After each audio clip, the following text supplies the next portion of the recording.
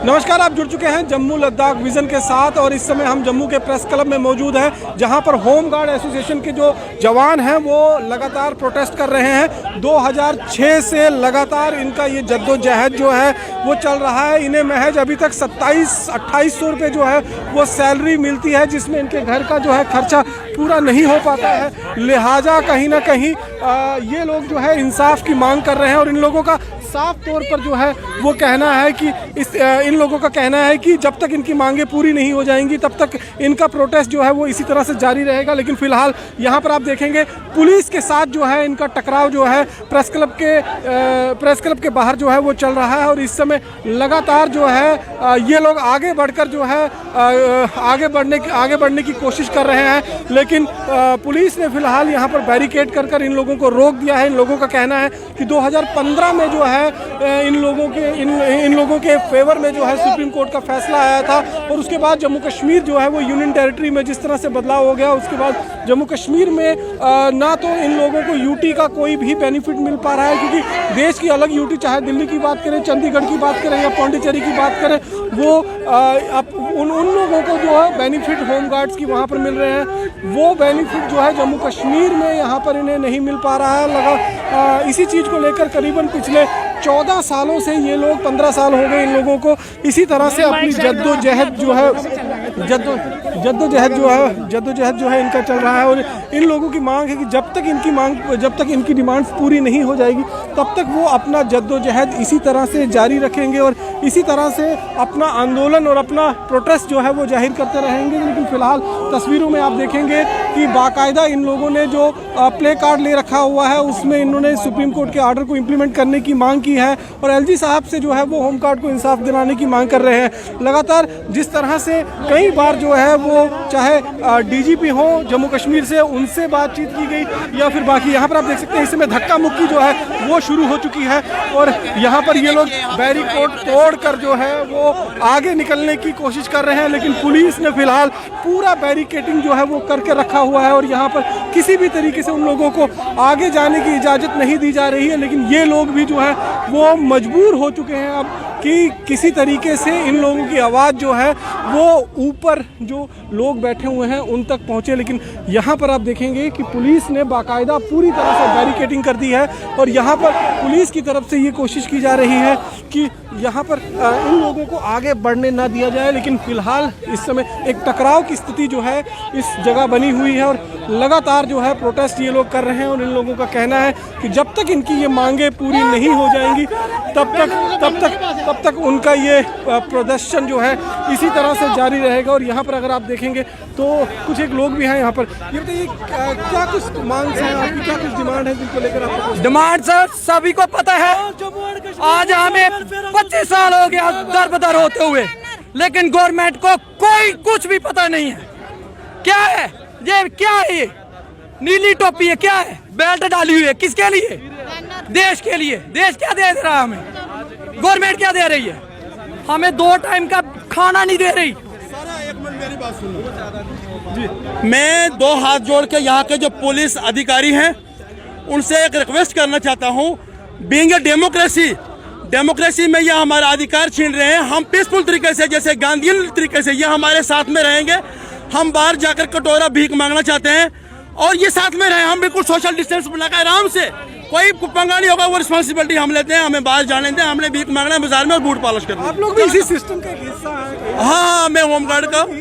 जी ये एम्प्लॉई भाई अगर ये वर्दी इन्होंने पहनी है तो यही वर्दी हमारी भी है। तो इस वर्दी के अंदर जैसे से अगर एक यूनिफॉर्म होती है उसमें एक डीसी का बच्चा भी होता है, जैसे स्कूल की यूनिफॉर्म, इसी तरह बेल्ट फोर्स की यूनिफॉर्म है। आप देखेंगे हाथों में इन्होंने आज एक सिंबॉलिक रूप में कटोरा ले रखा है। इनका कहना है कि जिस तरह से आज देश का बजट पास हो रहा है और उस बजट में इन लोगों का हक जो है वो भी इन लोगों को मिलना चाहिए और इसी चीज को लेकर आज इन्होंने एक प्रोटेस्ट जो है वो प्रोटेस्ट मार्च रखा हुआ है। और इस समय अगर आप देखेंगे तो पुलिस की तरफ से लगातार इनको समझाने बुझाने की कोशिश की जा रही है और ये बताया जा रहा है कि इससे आगे वो नहीं जा सकते हैं। लेकिन फिलहाल यहाँ पर आप देखेंगे कि ये लोग आगे सड़क पर जाकर भीख मांगना चाहते हैं और इन लोगों का कहना है कि ये चाहते हैं कि ये आगे जाकर जो हाथों में कटोरा इन्होंने पकड़ा है वो भीख ये मांगे और कहीं ना कहीं अपने हक हकूक की आवाज़ मैसेज जो है उसे हायर अथॉरिटी तक जो है वो पहुंचा सके। तो लेकिन फिलहाल यहाँ पर आप देखेंगे प्रदर्शन का दौर जो है वो लगातार जारी है, जहाँ पुलिस एक तरफ इनको आगे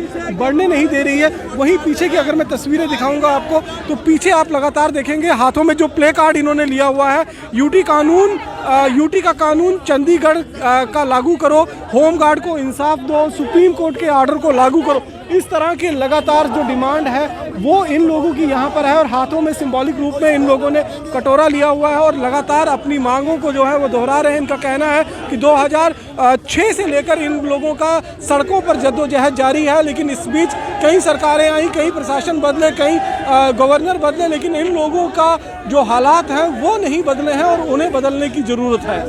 रमन सैनी, जम्मू लद्दाख रीजन।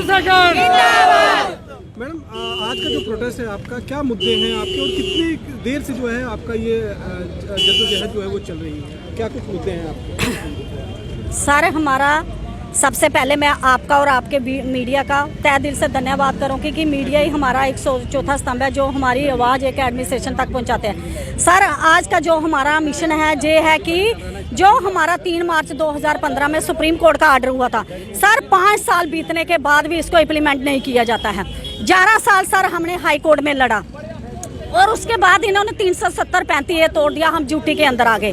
सर, अगर आपने 370 सब कुछ तोड़ दिया तो आपने ड्यूटी बनाया ना, हमें सर ड्यूटी का बेनिफिट दिया ना आपने हाई कोर्ट का ना सुप्रीम कोर्ट का।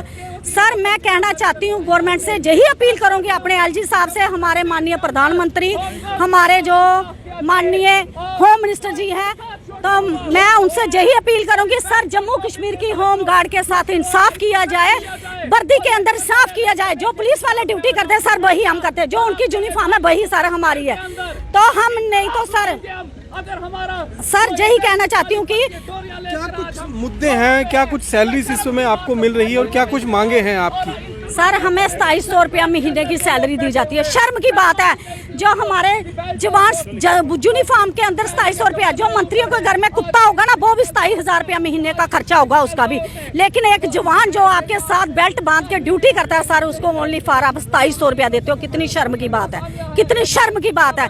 मैं यही कहना चाहती हूँ उनसे, हमें कोई लड़ाई करने का शौक नहीं है, रोडों पे आने का शौक नहीं है। मेरे जवानों को एक हाथ जोड़ के आज सर बजट सेक्शन लगा हुआ है, हम इनमें अपील कर रहे हैं हमारी थाली में भी कुछ डालिए।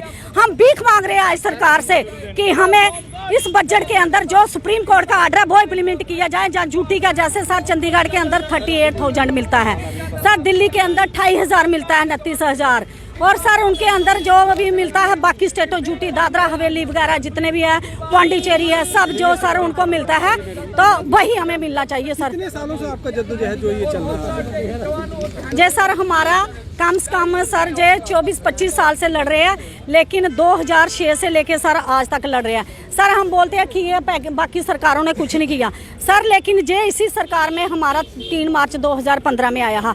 हमें पीएम साहब जब 2014 में सर उधर आए थे उधमपुर में, हमने उनको मिले थे, मेमोरेंडम दिया सर, उन्होंने यही कहा था कि हमें कि आपका जो मुझे नहीं पता था जम्मू कश्मीर के अंदर यूनिफॉर्म के अंदर इतना अत्याचार हो रहा है। जब मेरी सरकार आएगी सबसे पहले मैं इनको हथियारों से लैस और सबसे पहले इनका मसला हल करेंगे। सर, उनकी सरकार होते मैं बोलनी माननीय प्रधानमंत्री हमारे देश के बहुत शक्तिशाली प्रधानमंत्री है, बहुत बड़े बड़े काम कर रहे हैं, लेकिन आज एक देश की बेटी उनसे जे इंसाफ मांग रही है कि आपने हमारे साथ साल से वादा किया, क्या जो इधर के नुमाइंदे उन्होंने हमारी आवाज पार्लियामेंट तक क्यों नहीं पहुंचाई? सर, अगर अपोजिशन के मसला उठाते हैं, हमारे जो इधर के एमपी है वो हमारे लिए क्यों नहीं बोलते हैं? मैं कहना चाहती हूँ आज का जो बजट सेक्शन है हमारा मसला हल होना चाहिए, नहीं हुआ तो हम पार्लियामेंट तक जाएंगे। जय हिंद, जय भारत। और high court, Jammu Kashmir high court की हमारे पास जजमेंट